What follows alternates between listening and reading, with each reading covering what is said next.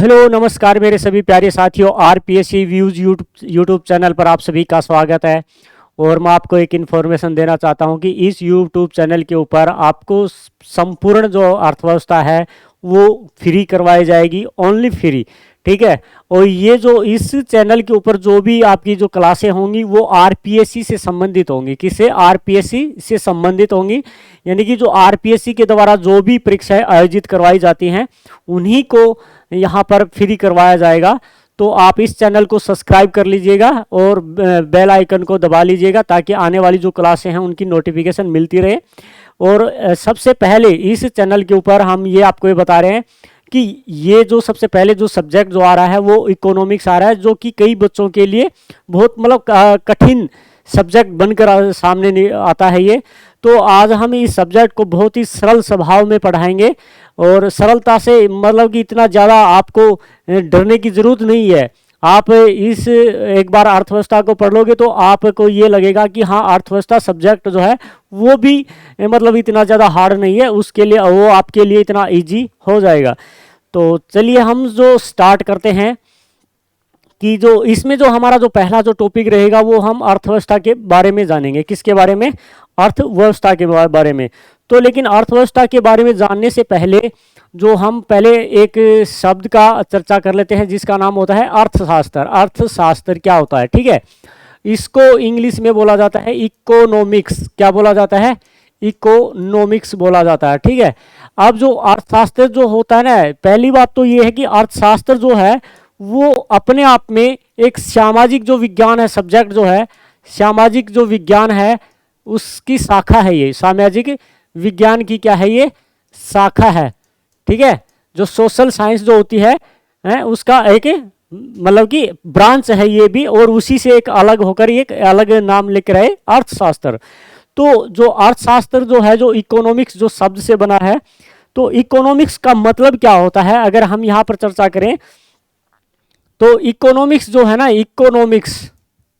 Economics ये जो है, ये ध्यान रखना, ये जो बना है ये इकोनोमिया से बना है, ओइकोनोमिया से। ठीक है, ओइकोनोमिया, नोमिया।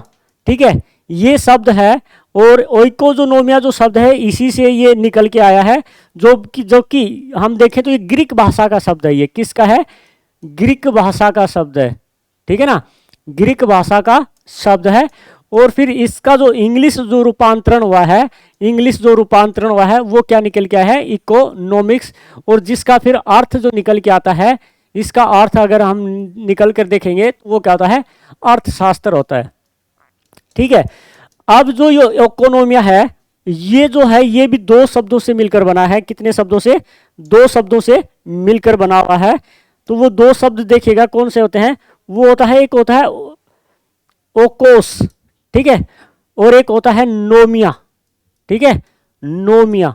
अगर हम इन्हीं को थोड़ा सा और विस्तृत रूप से देखेंगे तो आप जानोगे इसका मतलब क्या होता है कि ओकोस का मतलब होता है आवास। हिंदी रूपांतरण क्या होता है? आवास। ठीक है। और इसका मतलब क्या होता है? कानून। ठीक है, क्या होता है? कानून। तो अगर मैं ये कहूँ कि किसी भी क्षेत्र है या हमारा जो आवास है, हम जिस क्षेत्र में रह रहे हैं उस क्षेत्र के लिए में अगर हम धन अर्जित करने के लिए या धन का विभाजन करने के लिए, है ना, जो भी नियम वगैरह लागू करते हैं या जो सिद्धांत जो बनाते हैं, ठीक है ना, जो सिद्धांत तैयार किए जाते हैं वो क्या कहलाता है? अर्थशास्त्र कहलाता है। तो मैं यहाँ पर अगर देखूँ सामान्य रूप से, तो देखिएगा इधर कि जो है ना सिद्धांतों का रूप है ये एक प्रकार से। अर्थशास्त्र क्या है? इसमें अगर हम देखेंगे तो इसमें सिद्धांतों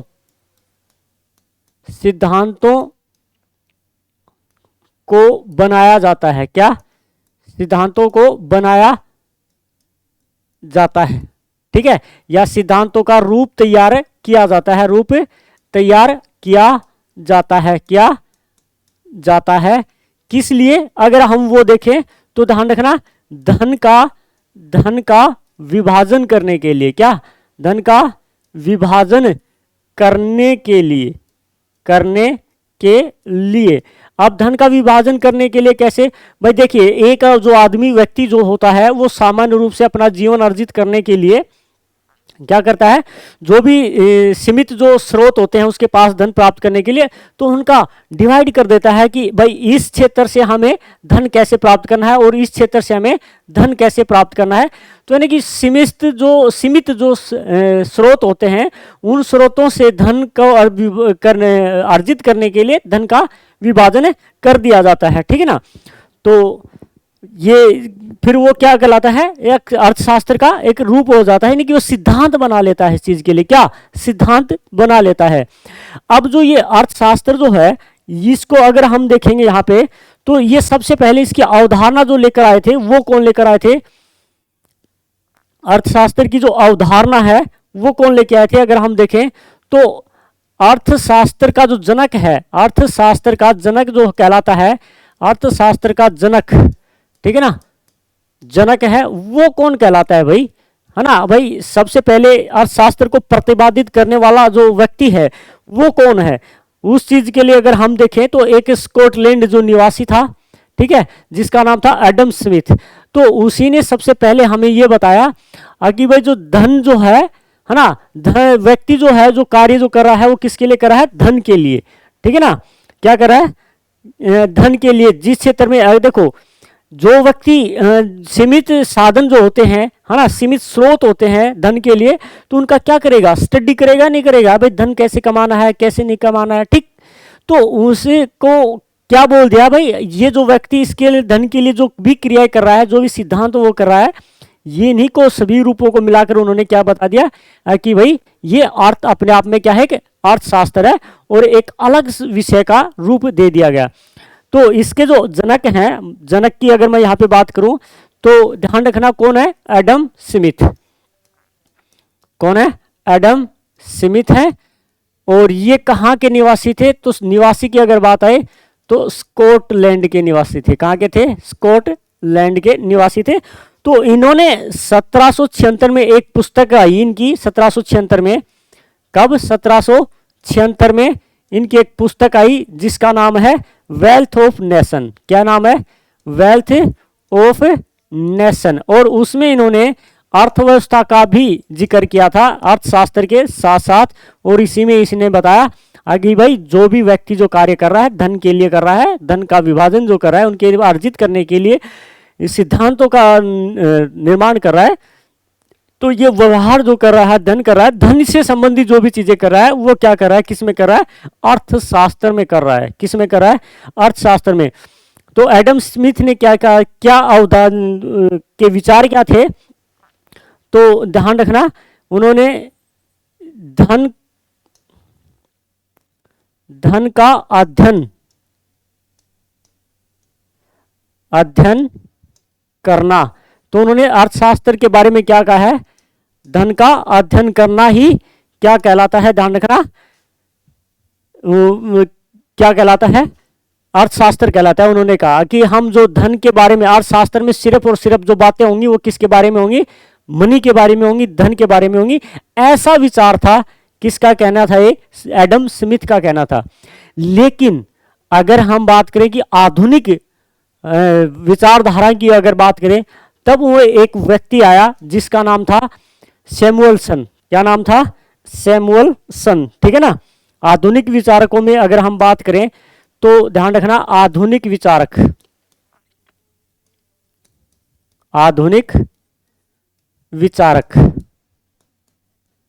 ठीक है। आधुनिक विचारक में अगर हम बात करें तो एक अर्थशास्त्री था जिसका नाम था सैमुअलसन, ठीक है ना,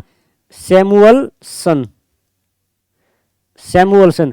और उसने जो भी बातें यहां पर बताई थी, उन्होंने ये क्या कहा कि जो अर्थशास्त्र है वो केवल धन का अध्ययन करना ही नहीं है, ठीक है। क्या? धन का अध्ययन करना ही नहीं है अर्थशास्त्र का मतलब क्या होता है? तो ध्यान रखना, उन्होंने क्या बताया कि मानव जो व्यवहार है ना, मानव जो व्यवहार है उसका भी क्या है? अध्ययन करना होता है। तो ध्यान रखना, मानव व्यवहार का अध्ययन करना, मानव व्यवहार का अध्ययन करना क्या कहलाता है? अर्थशास्त्र कहलाता है, अध्ययन करना अर्थशास्त्र कहलाता है। तो कैसे उन्होंने व्यवहार को कैसे जोड़ा, भाई ये अकेले धन का अध्ययन करना ही नहीं होता है। अब देखिएगा उन्होंने कैसे बताया कि भाई मान लीजिए कोई भी वस्तु है यहाँ पर, कोई भी अगर वस्तु है यहाँ पर, और इस वस्तु की अगर हम बात करें तो इस वस्तु की जो कीमत है, कीमत में क्या हो जाती है, कीमत बढ़ जाती है ना, कीमत में क्या हो जाती है, वृद्धि हो जाती है। तो ऑटोमेटिकली जो मानव का जो व्यवहार है उस वस्तु के प्रति क्या हो जाएगा, बदल जाएगा। नहीं बदलेगा, या बदलेगा या नहीं बदलेगा, बिल्कुल बदलेगा भाई। कैसे, कोई भी चीज अगर आपको सस्ती मिल रही है तो आप उसको जल्दी खरीदोगे, और कोई भी चीज अगर वस्तु जो महंगी हो जाती है तो उसको आप जल्दी से नहीं खरीद पाओगे, उनको वहीं पे स्टॉप कर दोगे। आपकी जो इच्छाएं जो होती हैं उन इच्छाओं को यहाँ पर क्या कर दोगे, उनका दमन कर दोगे। तो कोई भी वस्तु की अगर कीमत होती है तो ध्यान रखना, डिमांड जो होती है उसकी डिमांड क्या हो जाती है, डिमांड यानी कि जो मांग है, मांग क्या हो जाती है, ऑटोमेटिकली कम हो जाती है। क्या हो जाती है, ऑटोमेटिकली कम होगी। समझ रहे हो इस चीज का। और तो यही जो है ना, यहाँ पे जहां पे जो आप देख रहे हो कीमत में जो बढ़ोतरी हो रही है तो डिमांड क्या हो रही है, कम हो रही है।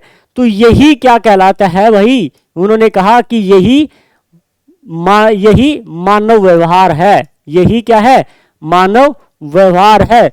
तो यहाँ पर जो है ना, मानव के व्यवहार के अनुसार जो धन अर्जित करना होता है वो क्या है, अर्थशास्त्र है। तो इसलिए इन्होंने ऐसा बताया कि मानव व्यवहार का जो अध्ययन जो किया जाता है ना, मानव व्यवहार का जो अध्ययन किया जाता है वही क्या कहलाता है, अर्थशास्त्र कहलाता है। समझ में आया इस चीज को कुछ, ठीक है।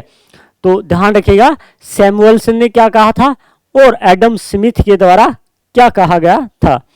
अब जो भी यहाँ पर अगर हम बात कर रहे हैं तो एक चीज देखिएगा, अर्थशास्त्र की जो शाखाएं जो होती है ना, दो शाखाएं हैं। अर्थशास्त्र की जो शाखाएं जो होती हैं वो दो शाखाएं होती है। कितनी, दो शाखाएं, अर्थशास्त्र की दो शाखाएं, दो शाखा, ठीक है। जिनमें से एक जो होती है जिसका अगर हम देखें तो एक का नाम है समष्टि अर्थव्यवस्था। क्या है, समष्टि अर्थव्यवस्था, जिसको बोला जाता है मैक्रो इकोनॉमिक्स, ठीक है। एक होती है व्यष्टि अर्थव्यवस्था जिसका मतलब होता है माइक्रो इकोनॉमिक्स, ठीक है। तो ध्यान रखना इसमें एक जो होती है वो कौन सी होती है, व्यष्टि, है ना, व्यष्टि, यानी कि इसको बोला जाता है माइक्रो इकोनॉमिक्स। अब इसमें क्या होता है कि इसके अंतर्गत देखो, इसके अंतर्गत व्यक्तिगत इकाइयों का अध्ययन किया जाता है, व्यक्तिगत इकाइयों का अध्ययन किया जाता है, ठीक है। यानी कि मैं कहूं कि संक्षेप छोटे छोटे बातों का क्या किया जाता है, जो व्यक्तिगत पर्सनली व्यक्ति से जो जुड़ी हुई होती हैं उन चीजों का क्या किया जाता है, अध्ययन किया जाता है, ठीक है ना। जैसे एक व्यक्ति की जो आय है उसका अध्ययन करना, ठीक है। दूसरी बात अगर मैं यहाँ देखूं तो उसका उपभोग, है ना, उत्पादकता, जो ये चीजें ना उत्पादन जो होती है उस चीज का अध्ययन करना, ठीक है। तो आगे देखिएगा इसमें क्या किया जाता है, व्यक्तिगत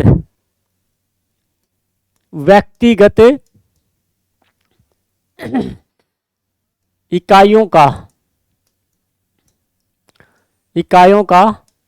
अध्ययन किया जाता है। किसका अध्ययन किया जाता है, व्यक्तिगत इकाइयों का अध्ययन किया जाता है। समझ रहे हो इस चीज को। तो थोड़ा सा ध्यान रखना, व्यक्तिगत अध्ययन, है ना, व्यष्टि अर्थशास्त्र, समझ रहे हो इस चीज को, ठीक है ना।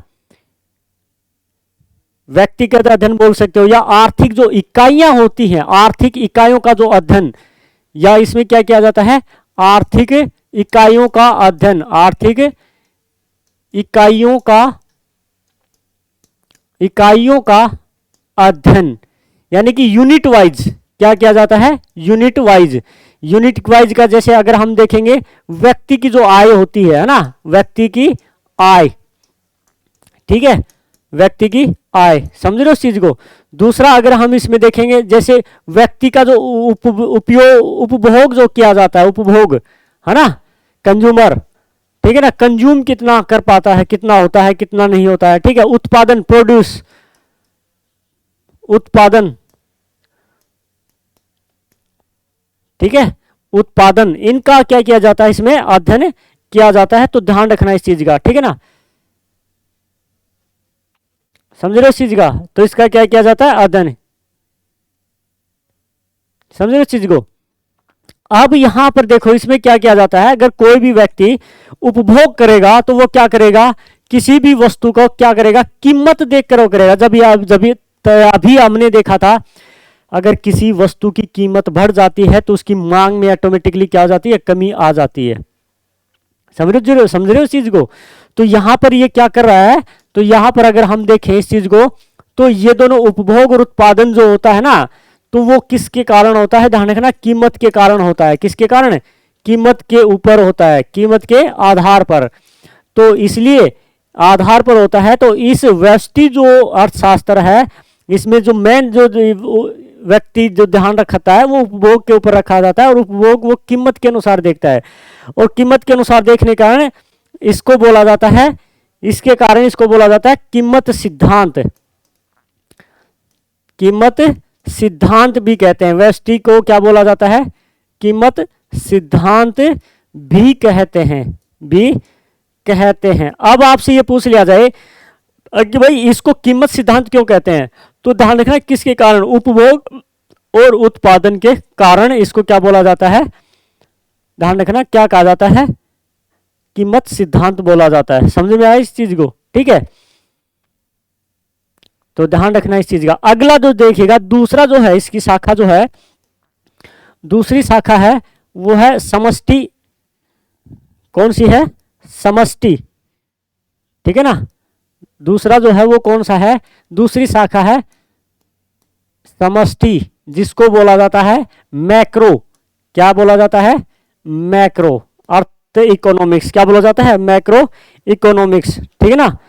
तो ध्यान रखना, अब इसमें क्या किया जाता है कि जो भी अध्ययन जो होगा वो ध्यान रखना किसके ऊपर होगा, व्यापक स्तर पर अध्ययन किया जाता है, व्यापक स्तर पर अध्ययन, ठीक है। व्यापक स्तर के ऊपर क्या किया जाता है, अध्ययन किया जाता है, यानी कि समग्र सभी चीजों को क्या कर लिया जाता है, सभी सिद्धांतों को क्या कर लिया जाता है, मिला लिया जाता है, यानी कि समग्र, है ना, समग्र स्तर पर क्या किया जाता है, अध्ययन किया जाता है। समझ में आया कुछ, है ना। यानी कि व्यापक स्तर पर समग्र का अध्ययन किया जाता है, संपूर्ण चीज को अध्ययन किया जाता है, ठीक है।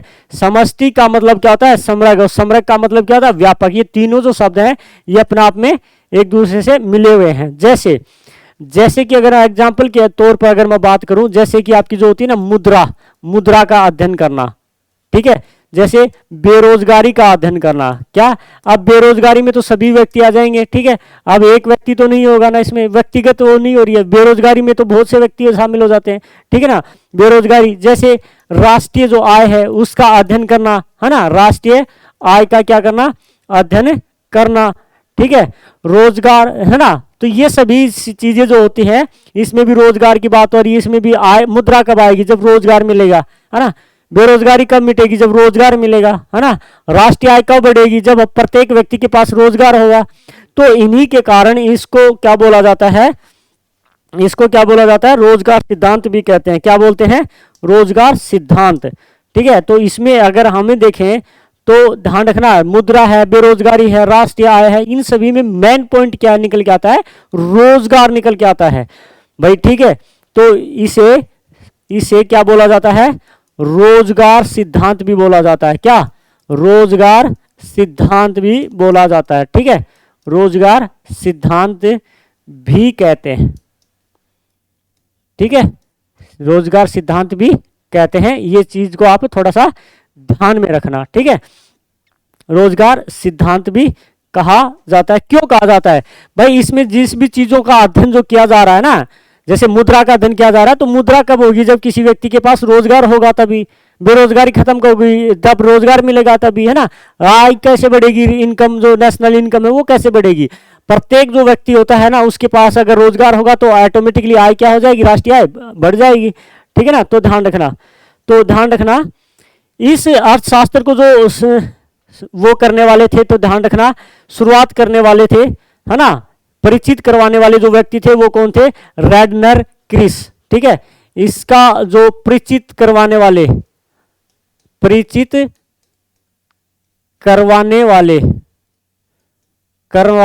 व्यक्ति जो थे वो कौन थे? ध्यान रखना रेडनर क्रिस।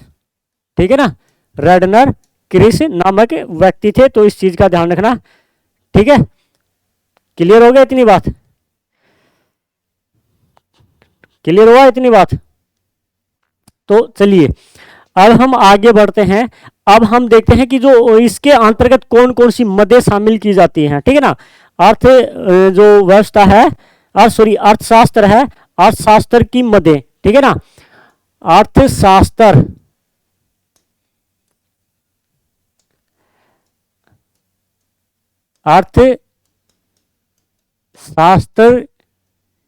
के अंतर्गत शामिल मदें। ठीक है, तो वो कौन कौन सी है वो देखिएगा इधर। तो हमारे पास जो पहली जो आती है वो देखिएगा उत्पादन आती है। ठीक है ना, पहली जो आती है वो कौन सी आती है? उत्पादन। ठीक है, क्या कौन सी आती है? उत्पादन आती है, जो कि क्या कहलाता है? प्रोडक्शन। ठीक है, क्या कहलाता है? प्रोडक्शन। इसको क्या बोलते हैं? प्रोडक्शन। ठीक है ना, उत्पादन। यहाँ की उत्पादन कितना हो रहा है, क्या हो रहा है, किस चीज का उत्पादन हो रहा है, कैसे हो रहा है, ये सभी चीजें। ठीक है ना, ठीक है ना। तो इसमें क्या देखा जाता है कि एक गुण का, एक किसका उत्पादन करना? एक गुण का उत्पादन करना। ठीक है ना, एक गुण का उत्पादन करना। ठीक है ना, जिससे सभी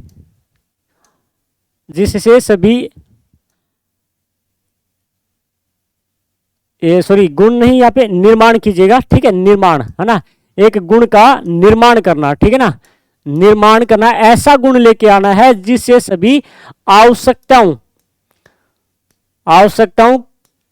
की पूर्ति की जा सके, की पूर्ति हो सके। ठीक है ना, हो सके, तो वो उत्पादन कहलाता है ना। क्या करना है? या आवश्यकताओं को पूरा करना। भाई ऐसा गुण होना चाहिए, ऐसे गुण का निर्माण करना है जिससे हमारे जो भी आवश्यकताएं हैं उन आवश्यकताओं की पूर्ति हो सके। ठीक है, तो ऐसी चीज का उत्पादन करना। ठीक है ना, तो ध्यान रखिएगा इस चीज का। यानी कि मैं ये कहूं कि उपयोगिता का सर्जन करना। किसका? उपयोगिता का, यानी कि जो भी वस्तु का उत्पादन कर रहे हैं वो उपयोग में आनी चाहिए। ठीक है, समझ रहे हो इस चीज को? अब आप ये कहोगे कि हवाई जहाज जो मैं गरीब आदमियों के लिए बना दूं, क्या खरीद पाएगा? नहीं खरीद पाएगा। समझ रहे हो इस चीज के लिए? तो कुछ ऐसी चीजें बनाना है जिसे हर व्यक्ति उपयोग में लाए जा सके। तो यानी कि उपयोगिता का सर्जन करना। ठीक है, उपयोगिता का सर्जन करना, ये क्या कहला रहा है? उत्पादन के अंतर्गत होता है। तो एक मद जो है हमारे पास है वो कौन सी हो गई? उत्पादन हो गई। ठीक है ना, ठीक है ना, तो ध्यान रखना इस चीज का। दूसरा अगर हम यहां पर देखेंगे तो दूसरा जो हमारे पास जाता है वो है उपभोग। अगर कोई किसी भी चीज का उत्पादन हो रहा है तो उसका उपयोग भी जरूर होगा। क्या होगा? उसका उपयोग भी जरूर होगा। तो दूसरी मद है इसमें शामिल की जाती है, वो क्या की जाती है? उपभोग। ठीक है ना, उपभोग। ठीक है ना, क्या होती है? उपभोग। अब हमें कोई ऐसा गुण का निर्माण कर दिया है तो ध्यान रखना उस गुण को उपयोग करने के लिए ध्यान रखना इतनी ही कीमत होनी चाहिए कि उसका पेमेंट करके हम उसका उपयोग कर सकें, उसको यूज में कर सकें। तो ध्यान रखना जो गुण का जो निर्माण किया है, गुण का भुगतान करके, गुण का भुगतान करके ध्यान रखना प्राप्त करना।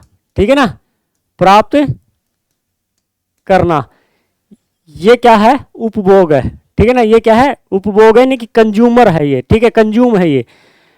क्या है, कंज्यूम।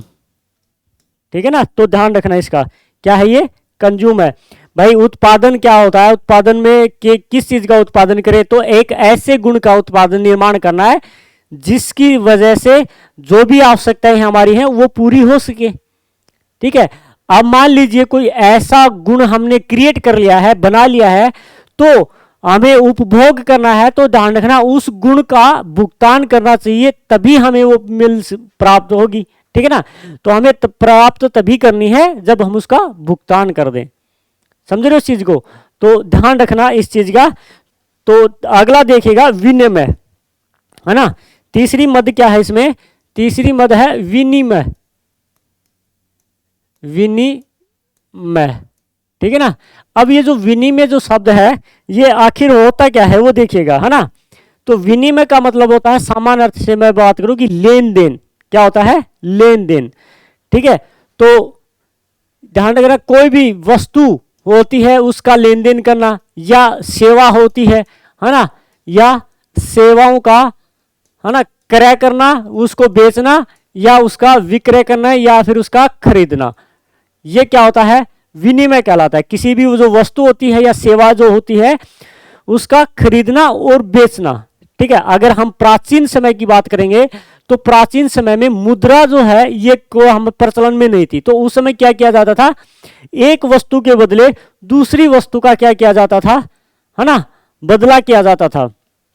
ठीक है, तो जो आपका जो अगर मुद्रा की बात करें, ये तो मुद्रा तो है ना, मुद्रा तो ये ध्यान रखना एक सांकेतिक मुद्रा जो होती है ना, सांकेतिक। ठीक है ना, सांकेतिक शब्द होता है, प्रमाण है, ये सांकेतिक प्रमाण है कि हमारे पास कोई भी जो चीज है इस चीज के बदले कुछ भी ले लो, कुछ भी ले लो। ठीक है, तो ये क्या कहलाई, मुद्रा कहलाई। क्या कहलाई, मुद्रा। तो ये सांकेतिक कर दी, है ना, संकेत है। तो ये भाई हाँ ये चीज है, इस चीज के बदले हम ये कुछ भी ले सकते हैं। यानी कि रुपया जो है, रुपया क्या है, एक सांकेतिक भाषा शब्द है, प्रयोग में लाया जाता है जो विनिमय का विनिमय कर सके हम उनसे।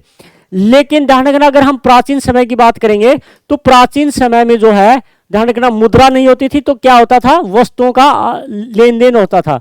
यानी कि आपस में वस्तुओं का, ठीक है, आपस में वस्तुओं का लेन देन करना क्या कहलाता है, विनिमय कहलाता है। क्या कहलाता है, विनिमय कहलाता है।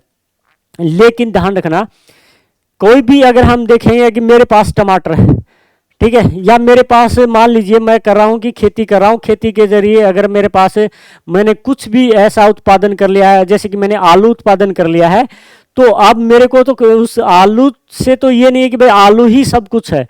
आलू के बदले मैं क्या करूंगा, उससे कुछ जो मेरे को रिक्वायर होगी, कपड़ों की आवश्यकता होगी, तो मैं क्या करूंगा, उस समय क्या किया जाता था, आलू दे दिया जाता था और कपड़े ले लिए जाते थे। ठीक है, तो ये होता था वस्तुओं का आदान प्रदान। लेकिन जब ये जो उस समय जो चल रहा था, तो उस समय इसमें कुछ दोष भी थे। तो अगर हम इसमें दोष देखेंगे तो ध्यान रखना पहला जो दोष जो निकल आता है, क्योंकि वस्तुओं का संयोग नहीं बन पाता था। ठीक है, तो हम इसके दोष हैं, इसमें दोष देखते हैं। तो कमियां जो है, कमियां क्या है कि भाई इसमें जो है ना, ध्यान रखना दो वस्तुओं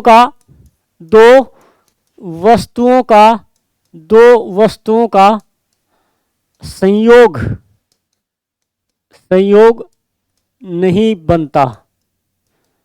ठीक है, जैसे कि अगर मैं बात करूं भाई मेरे पास टमाटर हैं, किसी दूसरे के पास आलू हैं, तो मैं उसको, तो अगर ध्यान रखना उसको अगर टमाटर की आवश्यकता है तो वो मुझसे ले लेगा, और वो उसके पास अधिक की वस्तु क्या है, आलू है। लेकिन मुझे आलू की आवश्यकता नहीं है। जरूरी थोड़ी है कि भाई जिसको टमाटर की जरूरत है, वो जो टमाटर बेच रहा है उसको आलू की जरूरत हो। उसको हो सकता है कि भाई कहीं पर उसको कपड़े की आवश्यकता हो, है ना, तो वो कपड़े कैसे वो करेगा उस चीज के लिए, है ना। तो ये एक कमी थी उस समय, इसमें दोष पाया जाता है, यानी कि दोहरा संयोग का अभाव है। दोहरा संयोग भी बोल सकते हो आप इसको, क्या बोल सकते हो, दोहरा संयोग का अभाव। यानी कि ऐसी सिचुएशन नहीं बन पाती थी कि जो इन चीजों वस्तुओं का जो अदला बदलाई करे तो वो दोनों व्यक्तियों को उसकी आवश्यकता हो, ऐसा मतलब कि कंडीशन नहीं बन पाती थी। ठीक ठीक है, तो एक कमी थी, संयोग का अभाव पाया जाता था उसमें, ठीक है, तो ध्यान रखना इस चीज का। दूसरा अगर हम इसमें देखें तो दूसरी अगर हम इसमें कमी देखें तो वो ध्यान रखना, वस्तुओं का अविभाजिता थी, ठीक है ना, वस्तुओं की क्या थी यहां पर, वस्तुओं की अविभाजिता, वस्तुओं की अविभाजिता, अविभाजिता, ठीक है, क्या थी, अविभाजिता। मान लीजिए, ठीक है, किसी व्यक्ति को, मान लीजिए किसी व्यक्ति को अगर हम देखें यहाँ पे, वो जो भैंस खरीद रहा है, क्या, एक व्यक्ति के पास 3 भैंस है, कितनी भैंस है, 3 भैंस है। दूसरा व्यक्ति जो है वो उसके बदले में, ध्यान रखना, उसके पास मान लीजिए कोई भी कपड़े खरीद है, उसके पास क्या है, कपड़े हैं। अब ध्यान रखना, उसको जरूरत के अनुसार इतने कपड़े मिले, ठीक है, जरूरत के अनुसार उसको ध्यान रखना इतने कपड़े बेचने पड़े कि मान लीजिए 10 जोड़ी कपड़ों की बेचनी पड़े, और 10 जोड़ी के बराबर जो होती है वो ध्यान रखना 1.5 भैंस में, और 1.5 भैंस जो होती है, 1.5 भैंस मूल्य का जो मूल्य होता है उसके बराबर 10 कपड़ों की जोड़ी आ जाती है। अब उसके पास ध्यान रखना 1 भैंस देगा तो ये नुकसान में जाएगा, ठीक है, अगर 2 भैंस देगा तो ये वाला नुकसान में जाएगा।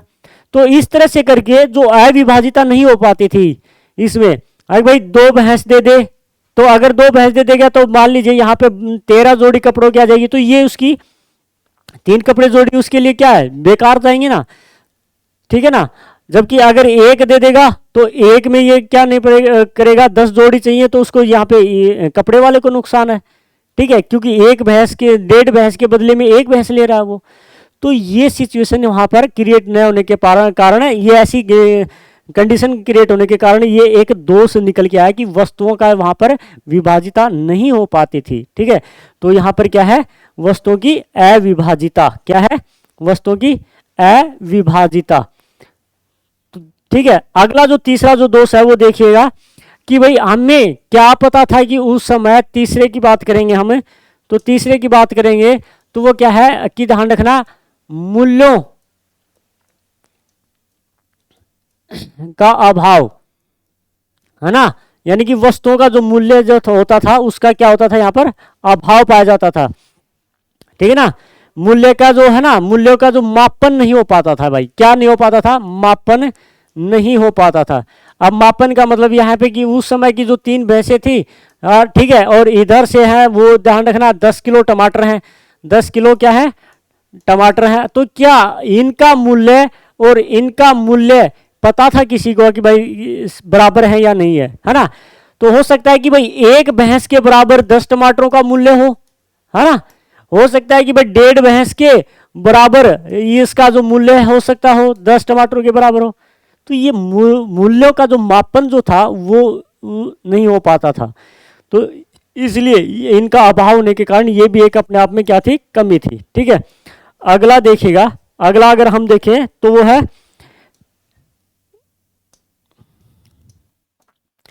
चौथा जो इसका जो दोष निकल के आता है वो क्या है, भविष्य में संग्रह नहीं था भाई, भविष्य में संग्रह नहीं, ठीक है भाई। एक बात तो टमाटर आपने उत्पादन कर रहे हो, टमाटर का अगर आप कोई उत्पादन कर रहे हो तो क्या आप लंबे समय तक उसको स्टोर कर सकते हो, नहीं कर सकते, ठीक है ना। तो भविष्य के लिए वो काम नहीं था। अब भैंस अगर रख रहे हो तो क्या लंबे समय तक भैंस रहेगी, नहीं रहेगी, है ना, भविष्य तक, तो वो तो 15-20 साल के बाद में मर जाएगी, बूढ़ी हो जाएगी, कोई किसी भी काम की योग्य नहीं रहेगी। तो इसलिए उस समय जो विनिमय जो वस्तुओं का जो निर्माण वगैरह होता था, तो ध्यान रखना वो क्या होता था मेरे प्यारे बच्चों, वो भविष्य के संग्रह में शामिल नहीं क्या हो सकता था, इसलिए ये भी एक अपने आप में दोष है। अब वर्तमान की अगर हम बात करें तो मुद्रा है, जैसे कि आपका रुपया है, आप रख लो लंबे समय तक, रुपये का क्या किया जा सकता है, संग्रह किया जा सकता है, जैसे कि बैंकों में आप कर सकते हो नहीं, आप बैंकों में एफडी के रूप में कर सकते हो, है ना, कैश डिपॉजिट कर सकते हो, है ना, कैसे भी कर सकते हो, चेक के माध्यम से कर सकते हो। तो वर्तमान की जो मुद्रा है उसका तो हम संग्रह कर सकते हैं, लेकिन उस समय की जो विनिमयता जो होती थी उसमें क्या नहीं होता था, संग्रह नहीं हो पाता था। तो भविष्य का संग्रह के का जो है ये भी क्या होता है, एक दोष निकल के आया था विनिमय का, ठीक है। चलिए अगली जो मद है वो देखते हैं हमें, अगली तीसरी जो मद है वो कौन सी है, तो वो देखिएगा तीसरी जो मद है, चौथी मद है वो है वितरण। कौन सी है? मद, ठीक है ना। चौथी मद है वितरण, डिस्ट्रीब्यूशन।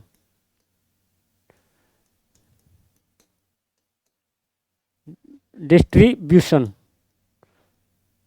या डिस्ट्रीब्यूट नहीं हो पाता था, ठीक है ना, ठीक है ना।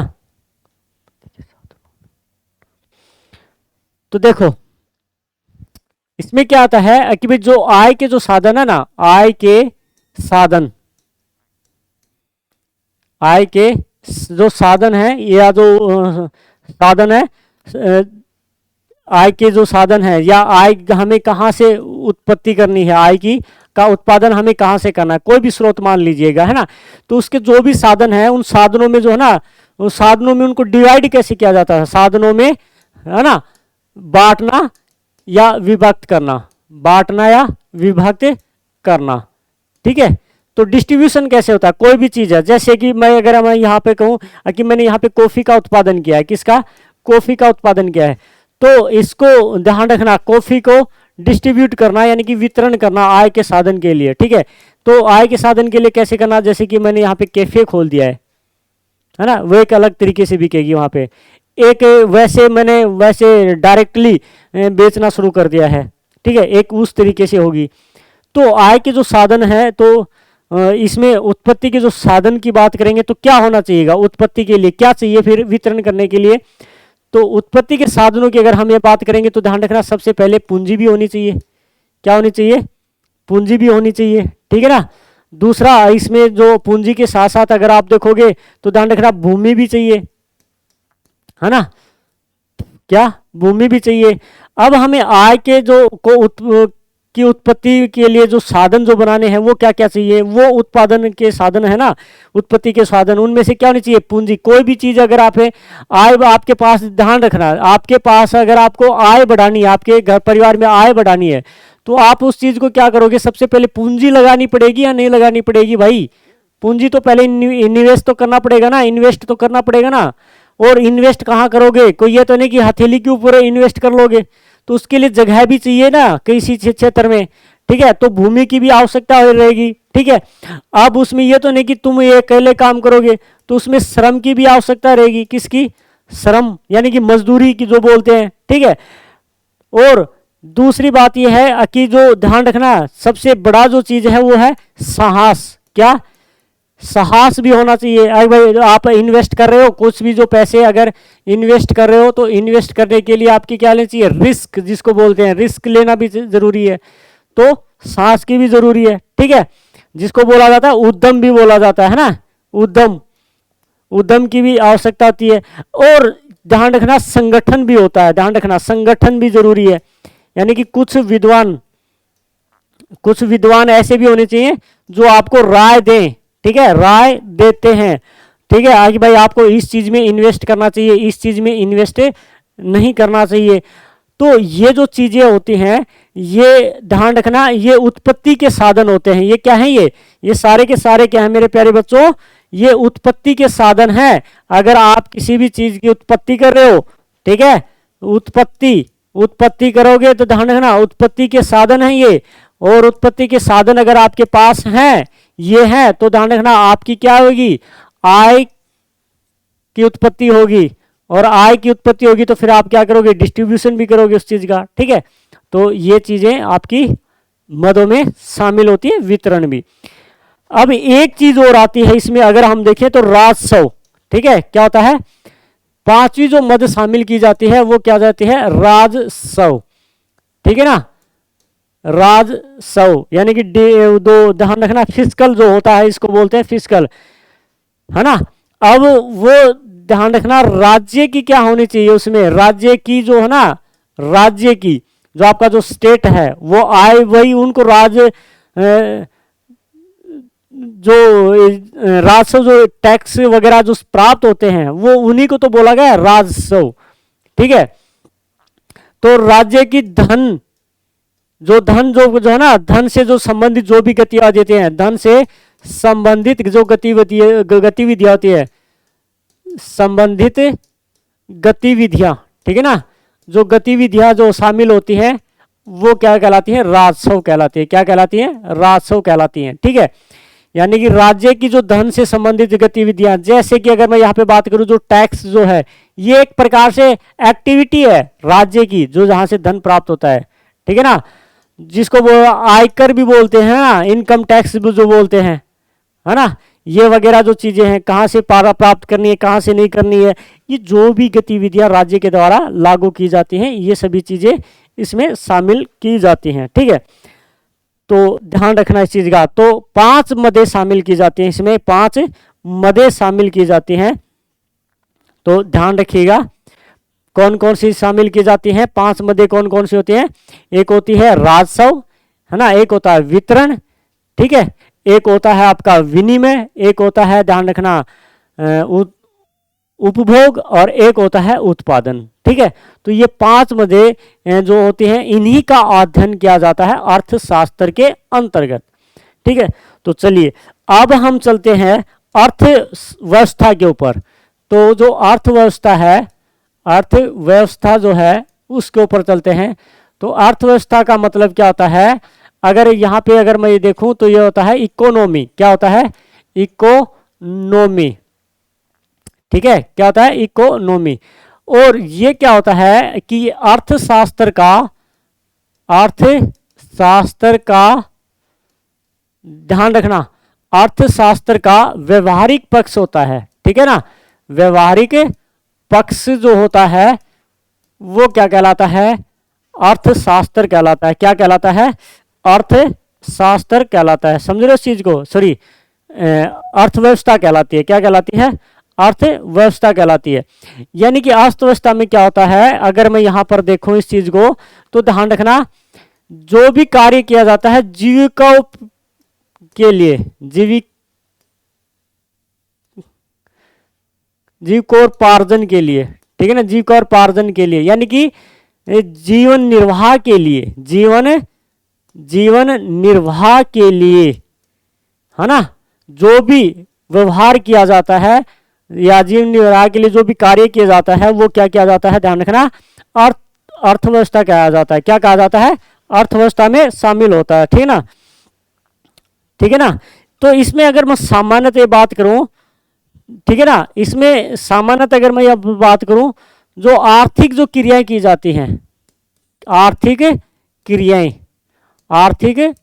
जो की जाती हैं, किस लिए, धन प्राप्त करने के लिए, धन प्राप्त करने के लिए, ठीक है ना। और धन प्राप्त क्यों कहते हैं, जीवन निर्वाह के लिए। किस लिए, जीवन निर्वाह करने के लिए जो भी आर्थिक क्रियाएं की जाती हैं वो किस में शामिल की जाती हैं, ध्यान रखना, अर्थव्यवस्था में शामिल की जाती हैं। समझ में आया कुछ इस चीज का, ठीक है। तो ध्यान रखिएगा इस चीज का कि भाई जो अर्थव्यवस्था है, अर्थव्यवस्था का जो जनक है वो किसे माना जाता है, ध्यान रखना, वो एडम स्मिथ को ही माना जाता है। किसको, एडम स्मिथ को ही माना जाता है। और पुस्तक की बात करें तो वो 1776 वाली जो है वेल्थ ऑफ नेशन, ठीक है ना, वेल्थ ऑफ नेशन जो है उसमें इसका उल्लेख किया गया है। ठीक है ना, तो ध्यान रखिएगा इस चीज का। तो समझ में आया कुछ इस चीज के लिए, ठीक है ना। तो आगे हम पढ़ेंगे, अगली जो क्लास है जो है हमारी वो रहेगी अर्थव्यवस्था से संबंधित। और इसमें हम अर्थव्यवस्था की अन्य की जो अवधारणाएं हैं, है ना, और कौन कौन से इसके जो तंत्र जो होते हैं, तंत्र जो प्रणाली होती हैं कौन कौन सी होती हैं, कौन कौन से नहीं होती है, फिर भारत की जो अर्थव्यवस्था है उसके बारे में भी क्लास लेंगे। फिर हम जो इसमें जो टॉपिक जो कराएंगे वो अगली क्लास के बाद जो नेक्स्ट जो क्लास आएगी उसमें हम फिर एक एक टॉपिक लेकर चलेंगे। राजस्थान सेकंड ग्रेड के जितने भी टॉपिक इसमें शामिल किए गए हैं उन सभी टॉपिक को कवर कराएंगे। तो आशा है मुझे आप सभी लोगों का मुझे सहयोग मिलेगा। तो आप इस चैनल को सब्सक्राइब कर लीजिएगा ताकि आने वाली हर क्लास आपकी नोटिफिकेशन मिलता रहे। दूसरी बात, आप कमेंट करके बताइए कि कितनों बच्चों को ये जो क्लासें हैं ये फ्री चाहिए, ठीक है ना।